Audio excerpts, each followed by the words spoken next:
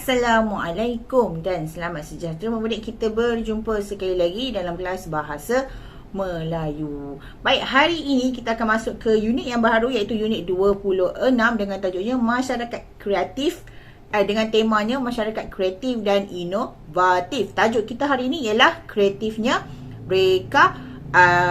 Okey, inovatif. Inovatif ni adalah maksud dia sesuatu yang kita hasilkan untuk memudahkan kehidupan kita, ataupun lebih senanglah kita kata DIY. Awak suka buat DIY kan, buat sendiri, betul tak? Inovatif ni pun adalah salah satu DIY. Kita hasilkan sesuatu benda untuk memudahkan kehidupan kita. Okey, mari kita tengok apakah objektif pembelajaran kita pada hari ini. Okay, hari ini awak perlu melengkapkan cerita berdasarkan maklumat yang diberi. Macam mana nak dapatkan maklumat tu? Awak boleh tengok di muka surat 151. Kat sebelah ni. Okey, jadi semua maklumat yang kat dalam muka surat ini kita akan gunakan untuk menghasilkan satu karangan yang lengkap. Okey, mari kita tengok satu persatu. Ini dia. Wow, lalat lagi aku ni. Okey, kreatifnya rekaan. Itu tajuk kita hari ini. Okay, kita tengok satu persatu. Dekat sini ada 4 isi yang dah diberikan kepada awak. Okay, kita tengok isi yang pertama di sini. Okey, Linus anak Merayan, Benson Michael Lai, Leonardo Bangit anak Lani, Sekolah Kebangsaan Nagapak Sibu Sarawak, perangkap lalat, mengumpan dan memerangkap lalat. Ini adalah maklumat yang kita dapat. Awak rasa siapakah ketiga-tiga ni? Ketiga-tiga ni mestilah orang yang menghasilkan perangkap lalat ini. Okey, mereka ni orang murid ke ataupun orang dewasa ke? Mereka ni adalah murid sekolah rendah. Semasa mereka menghasilkan perangkap ni, mereka masih lagi belajar di sekolah rendah, iaitu di mana? Di Nagapak Sibu Sarawak. Okey, kita tengok pula isi yang kedua. Cetusan idea, pencipta berbakat, 3 sekawan, otak cair, rekaan kreatif dan akhir sekali sumber inspirasi. Okey, cetusan idea. Apa maksud cetusan idea? Cetusan idea ni maksudnya dari mana cetusan idea nak dapatkan idea tu. Macam mana kita terdetiknya nak hasilkan sesuatu. Okey, mungkin ada satu masalah yang mereka bertiga ni hadapi untuk mereka hasilkan perangkap lalat. Okey, kemudian kita tengok otak cair. Apa maksud otak cair? Otak cair ni maksudnya bijak, pandai, cerdik. Okey, itu adalah maksud otak cair. Kita tengok pula isi yang ketiga. Isi ketiga ni ialah bahan-bahan yang diperlukan untuk menghasilkan perangkap lalat. Okey, yang pertama apa yang diperlukan? Botol plastik, kemudian blok kayu, tiang kayu, pita perekat dan gelang getah. Okey, daripada tengok bahan-bahan ni, bahan-bahan ni adalah bahan-bahan yang mudah didapati. Awak rasa perangkap ni senang ke susah nak buat? Senang. Pertama, sebab apa? Bahan dia senang nak dapat. Okey, memang ada dekat rumah ataupun kita boleh cari sahaja di mana-mana. Jadi kosnya sangat murah. Okey, yang isi keempat pula. Okey, isi keempat ni adalah gambar rajah perangkap yang mereka gunakan, yang mereka ciptakan. Okey, ini perangkap ni, gambar rajah ni diperoleh daripada Alex Antas anak Balo, iaitu guru sains mereka bertiga ni lah. Okey, iaitu tengok kat sini. Ini adalah satu botol plastik yang telah dipotong dua. Kemudian di bahagian atas dimasukkan ke dalam bahagian bawah. Masukkan macam ni.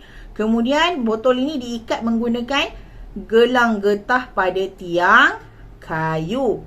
Sebelum tu tiang kayu tu didirikan menggunakan blok kayu. Okey. Kemudian atas ni apa? Ini adalah bekas umpan. Di sinilah mereka letakkan umpan, iaitu ikan kering, untuk tarik tarik lalat. Bila lalat dihurung dekat sini, dia akan terbang naik atas. Sebab itulah mereka terperangkap dekat dalam ni. Okey, jadi macam mana kita nak hasilkan? Okey, kita tengok dulu macam mana isi satu. Di sini. Okey, isi satu ialah perenggan yang keberapa? Perenggan yang kedua. Kena ingat Okey, di sini. Okey, apabila kita menghasilkan karangan, tak perlu nak ikut turutan ni pun tak apa. Jangan awak gunakan keseluruhan isi ni. Okey, kita tengok yang ini. Murid. Murid apa ni?